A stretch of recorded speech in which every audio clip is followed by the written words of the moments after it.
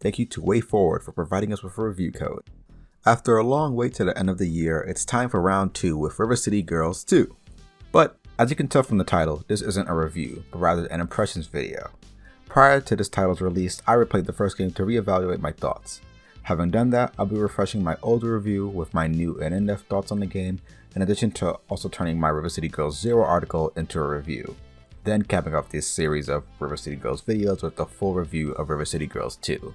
But let's go through this first, because I currently have a lot of things to say about River City Girls 2, most of them being praised.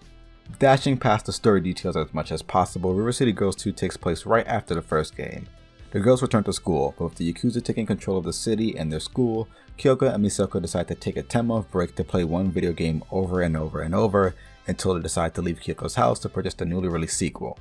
Given the 10-month hiatus, the girls are now rusty, and thus this is the reason for why you're starting back at square one. I won't show them here because I want to keep this video spoiler free, but the comic cutscenes are already very different in scope.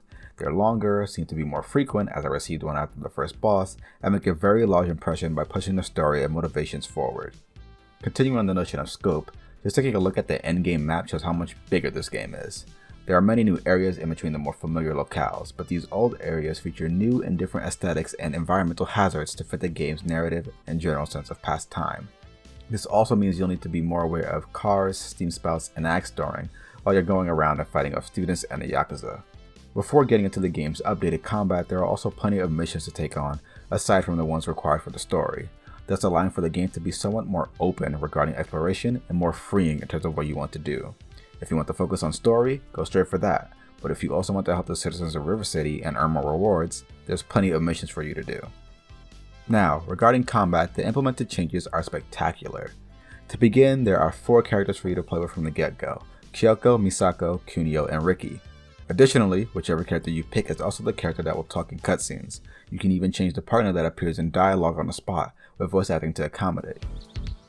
Let's get to that mall, get our game, then get back here as fast as possible. Can we maybe not do the fast part? My tummy doesn't feel so hot. Yeah, mine either. Maybe we shouldn't have sat on the couch for 2 months straight. Ugh.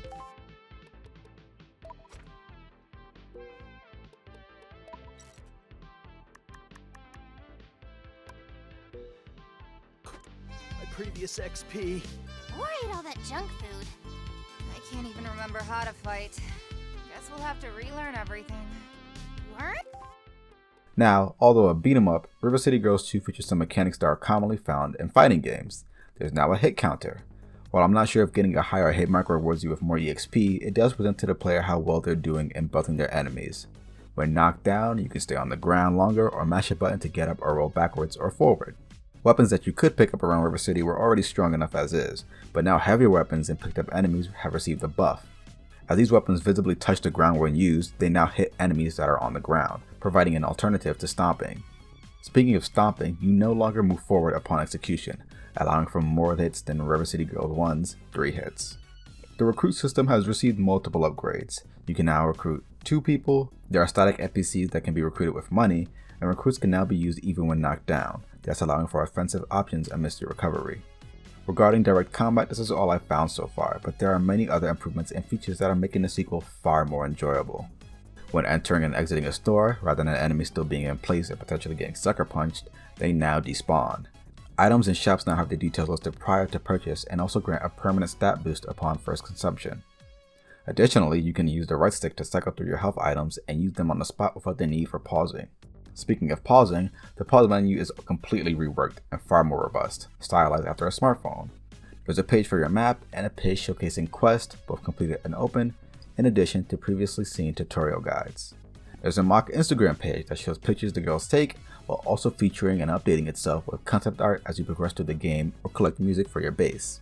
That's right, there are home bases where you can store items, change difficulty, and swap out characters without returning to the title screen. The last of my positive findings includes a training dojo that allows you to practice your moves. But there's also some blemishes, most of them being visual.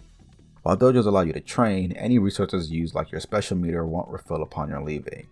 Shops feature an entrance animation, but when playing alone, your voice partner doesn't appear in the store with you. The game's story is told in the perspective of 2 characters being together, so the story should accompany that narrative. The added menus and screens mostly look cool, but the text featured on the interface lacks personality in comparison to River City Girls. The game features new special effects for attacks, but they feel visually out of place, and I'm not sure if that may be due to the game's performance issues. Although this issue has been addressed for PC with a beta that players can turn on, it seems as if the console versions don't yet have this, and it's unknown if the Switch version will receive such an update given its lack of mention. What I'm referring to is the frame rate. For some reason, this game runs at 30 frames per second, which causes the game to feel as if it's skipping or missing frames when running really fast or in between hit effects. Additionally, River City Girls 2, with its numerous areas, also comes with loading times that are longer than the first game. For my own comparison to this game and the original, both on Switch and focused on the same area, the sequel has a loading time of about 7 seconds, while the original game has about 2 seconds. That may not seem like much in comparison to some other games, but in certain instances when you're dashing to other areas, it takes away from the active playtime. Now, not a performance issue, but still in the same aspect of taking time away from the player, is the game over screen. Although visually interesting, it takes a player to another screen to decide if they want to continue, unlike the first game. It would be better to overlay the effect that it's going for on the screen that the player died on, as to get them back into the game as quickly as possible. Those issues aside, I'm having a lot of fun so far.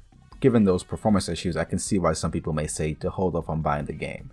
I'd say get the game on sale, which it is right now on Steam, if this is something that heavily bothers you. Otherwise, given the game's scope and probably amounts of replayability thanks to additional characters that were advertised to be in the game, I think $40 is a very fair price. If you're looking to purchase the game, I would say get yourself acquainted with River City Girls 1 and River City Girls 0 Kunio-tachi no Banka. They may be frustrating titles, but this game's story does rely on knowledge of those two games.